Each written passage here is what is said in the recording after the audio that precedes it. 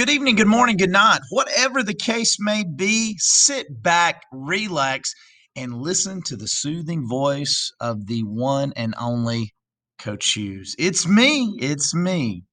So, we're going to continue on our discussion of the early Roman Republic. So, sit back and relax and just listen to my voice as I take you to the past. So, Circle A, you're going to need to know this. Patricians and plebeians. They were the two classes in the early Roman Republic. You had the patricians who were, well, the wealthy, and the plebeians who were the lower class. Now, in the ancient world, you didn't have a lower, middle, and upper class.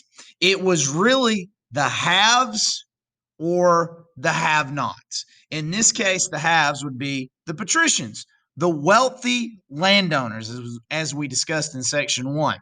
And then you had the plebeians, who were the poorer class. They were the artisans, the shopkeepers, and really the owners of really, really, really small farms.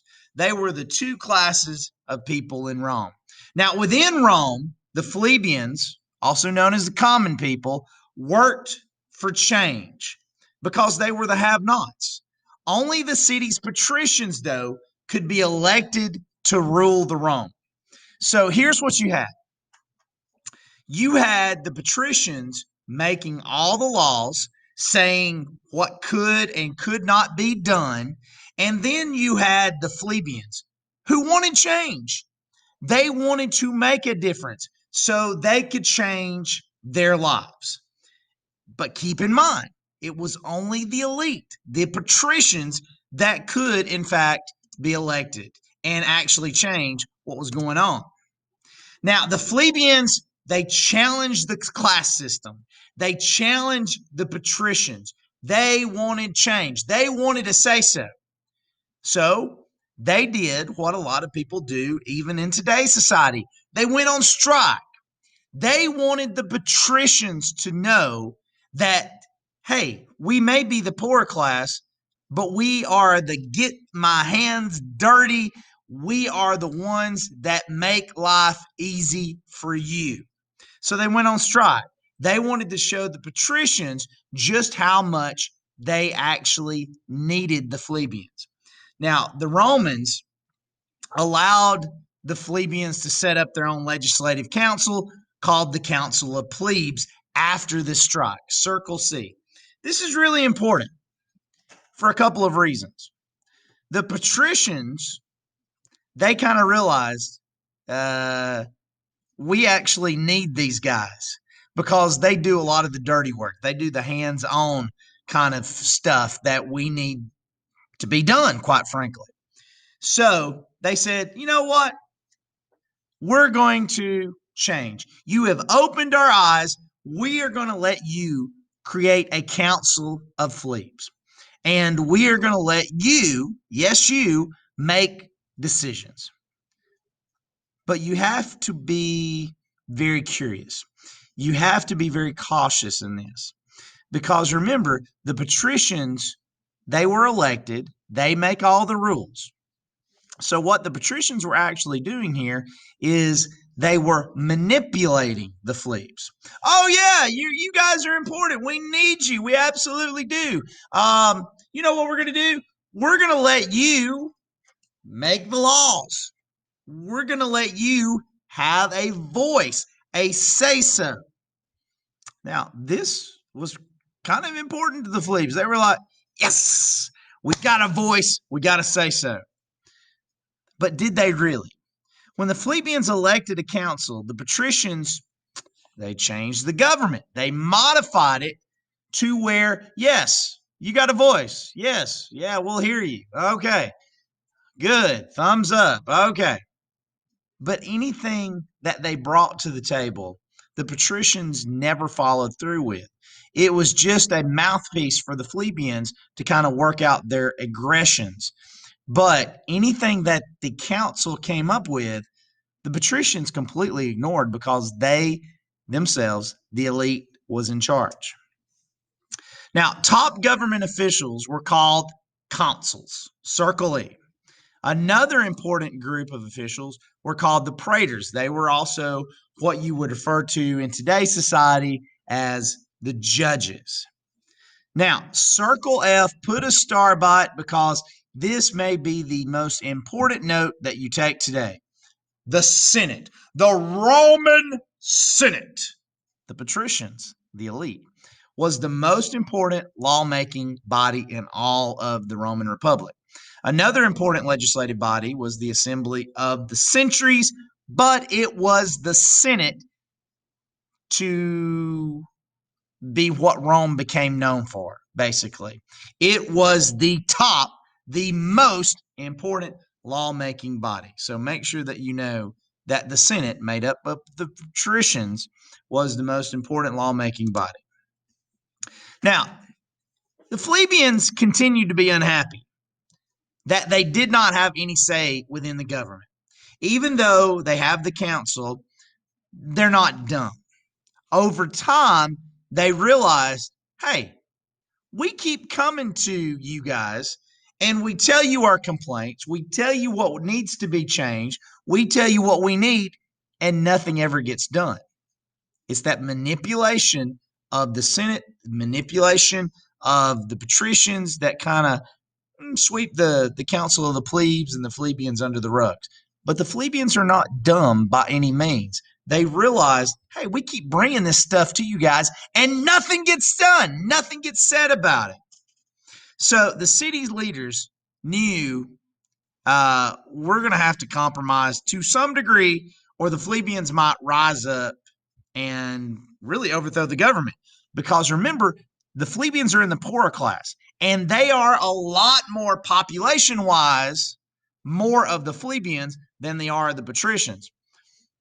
So it kind of goes back to that tyrant story we did a few lectures ago. We got to manipulate you. We got to make you happy. We got to put a smile on your face. We got to keep you happy, because if we don't, you're liable to start a rebellion. And number wise, well, there's a good chance you could win. So the patricians created positions in the government for these individuals, these plebeians. And it wasn't enough to really change anything, but it was enough to where, hey, look at the numbers here. You guys have really got something. The patricians do a really good job at manipulation. Circle C. A tripartite is a government with three parts, and it was established to keep any one group from getting too much power. Sound familiar? The United States has that. We've got three parts of government. We got the judicial, the executive, and the legislative branches. It's that balance of power. They balance things out to keep from one branch of government from getting too much power. Where did we get the idea? Ding, ding, ding.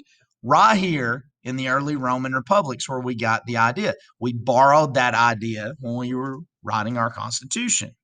Now, the first part of the government was made up of elected officials called magistrates. So, where we have here in the United States, the legislative, judicial, and executive branches, the Roman government, the Roman Republic has a little something different. So their first part of these three branches were called the magistrates. Now, the most powerful magistrates were called councils. And you had two councils, and they were elected each year to run the city and lead the army. Notice that it says they were elected each year. That was kind of that balance of power, so one person does not become a dictator or become too powerful, especially if they're running the city or leading the military. Because you don't want that person leading the military to become too powerful, because they could take that military and basically take over the city.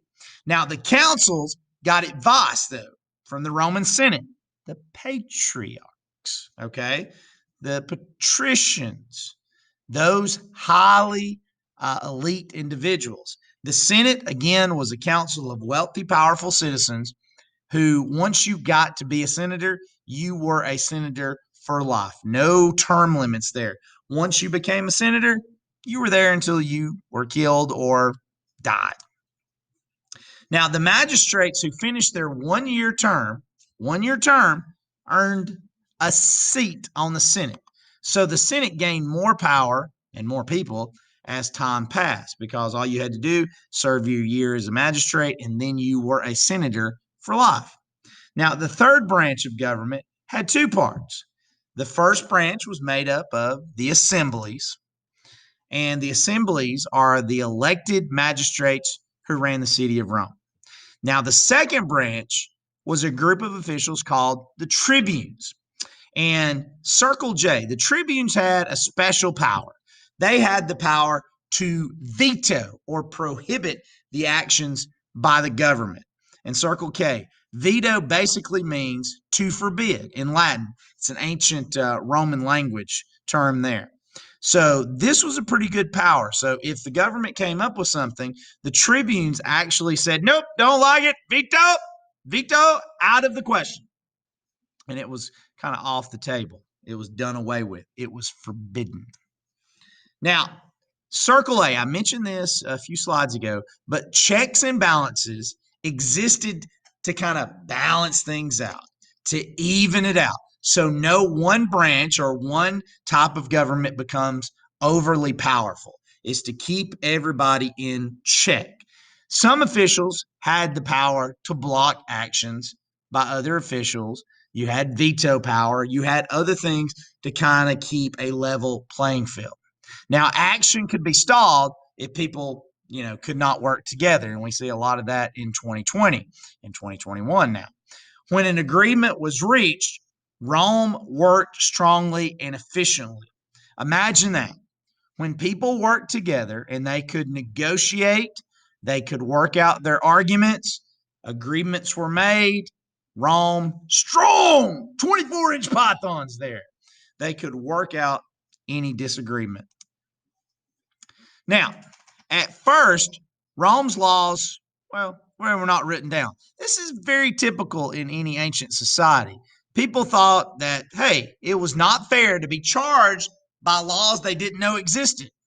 Hey, how can you arrest me if it's not written down? How did I know that it was against the law to do this? So here's what they did. Circle B. The 12 tables, there's a picture of it right there, were Rome's first code of laws. They were the basis for all future Roman laws. The law of nations were created to address issues of even conquered people. So they started writing things down on the 12 tables, the law of nations, everything that was written down. They were posted everywhere in these public areas. People went out to read these things, and then the officials could say, they're all over the place. We have people go out and read these. If you can't read, how do you not know that this is against the law? They made sure that it was widely known about these laws, these 12 tables, and then even if Rome conquered you, the law of nations were a set of laws that addressed those as well. Now, these 12 bronze tablets, like I said, they were displayed in the Forum, Rome's public meeting place. They were there. They said, hey, look, here's a list of laws. They had government officials that would go out and even read these laws if you were not capable of reading yourself.